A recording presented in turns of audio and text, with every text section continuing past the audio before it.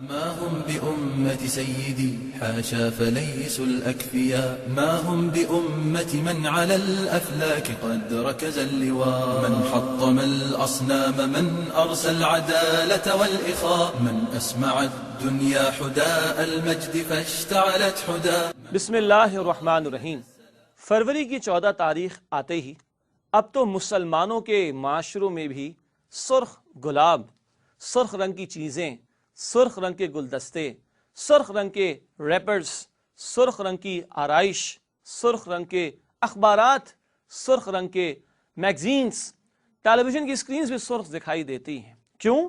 کہ آج کا مسلمان غیروں کی نقالی کرتے ہوئے سینٹ ویلنٹائنس ڈے مناتا ہے۔ انا للہ و انا الیہ راجعون۔ اگر آپ تاریخ کے اوراق کو اٹھا کر دیکھیں تو کیتھولک انسائکلوپیڈیا اور بریٹینیکا اور دیگر انسائکلوپیڈیاز میں آپ کو اس کی ساری تفصیل ملے گی کہ کبھی روم کے دیوی دیوتاؤں کی محبت کی داستانوں کی بنیاد پر روم کے مشرک یہ رسم منایا کرتے تھے، اور جب کبھی رومن امپائر عیسائیت اختیار کر گئی تو اس کو ویلنٹائنز کا ایک ٹچ دے دیا گیا، اور ایک پادری جو کہ ویلنٹائن تھا، وقت کے بادشاہ نے اس کو کسی مسئلے پر پھانسی دی، اور وہ مسئلہ بھی عشق و محبت کی داستان کی بنیاد پر تھا، تو اس کو ہیرو بنا دیا گیا اور وہ ویلنٹائن سے سینٹ ویلنٹائن بن گیا، اور وہ 14 فروری کی کوئی تاریخ تھی تو سینٹ ویلنٹائنس ڈے یہ منایا گیا۔ عشق و محبت کی باطل داستانیں، نکاح کے بندھن کے بغیر عورتوں اور مردوں کا آزادانہ اختلاط، آج اسے 14 فروری کو منایا جاتا ہے۔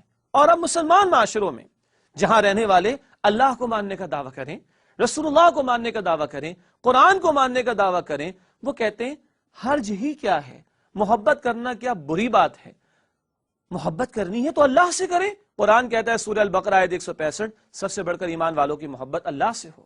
محبت کرنی ہے رسول اللہ سے محبت کریں۔ قرآن کہتا ہے سورہ احزاب آیت نمبر 6، نبی صلی اللہ علیہ وسلم ایمان والوں کے نزدیک ان کی جانوں سے بڑھ کر عزیز۔ محبت کرنی ہے تو ماں باپ سے محبت کیجئے، جن کی طرف شفقت کی ایک نگاہ ڈالنا ایک حج کے ثواب کے برابر ہے۔ محبت کرنی اپنے بہن بھائیوں سے، حقیقی بہن بھائیوں سے کیجئے کہ رحمی رشتوں کے حقوق ادا کرنا ہمارا فرض۔ اور محبت کرنی ہے تو نکاح کے پاکیزہ بندھن کو اختیار کیجئے کہ حدیث کے مطابق نکاح کے بندھن سے بڑھ کر محبت میں پائیداری کسی اور شے سے نہیں آتی۔ لیکن آج بے حیائی، بے شرمی، پردے کو تار تار کرنا، حیا کے دامن کو تار تار کرنا، اللہ کے احکامات کو پامال کرنا، دین کے احکامات کو پامال کرنا، اور پھر یہ کہنا کہ محبت کرنے میں کیا حرج ہے، تو حرج ہے۔ کافروں کی پیروی کرنے میں حرج ہے۔ اللہ کے نبی صلی اللہ علیہ وسلم نے فرمایا جس قوم کی مشابہت اختیار کی وہ انہی میں شمار کیا جائے گا۔ کبھی فرمایا انسان اسی کے ساتھ ہوگا جس سے وہ محبت کرتا ہے۔ کافروں سے محبت، مشرکوں سے محبت یہ جہنم میں لے جانے والی شے تو ہو سکتی ہے، یہ اللہ کی رضا کے حصول والا معاملہ نہیں ہو سکتا۔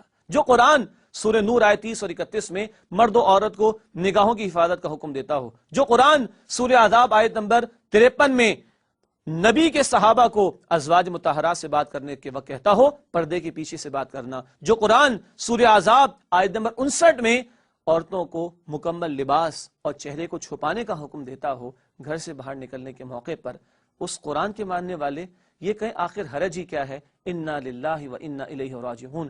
کبھی کشمیر میں مسلمان کا خون بہتا ہے، کبھی فلسطین میں مسلمان کا خون بہتا ہے، کبھی عراق اور افغانستان کی گلیاں مسلمان کے خون سے بہا دی اور بھر دی جاتی ہیں، اور امت سرخ پھولوں پر خوشیاں مناتی ہے۔ انا للہ و انا الیہ راجعون۔ ایک نوجوان سے میں پوچھنا چاہتا ہوں، کیا اپنی بہن کے لیے اگر وہ مسلمان ہے کسی غیر لڑکے کے گلدستے وہ پسند کرے گا؟ شرافت اس کی، غیرت اس کی اجازت دے گی؟ ایک مسلمان لڑکی سے میں پوچھتا ہوں کہ بی بی عائشہ، بی بی فاطمہ کی عزت، عفت، حیا اور شرم اور لباس آج ایک مسلمان لڑکی کو پسند نہیں۔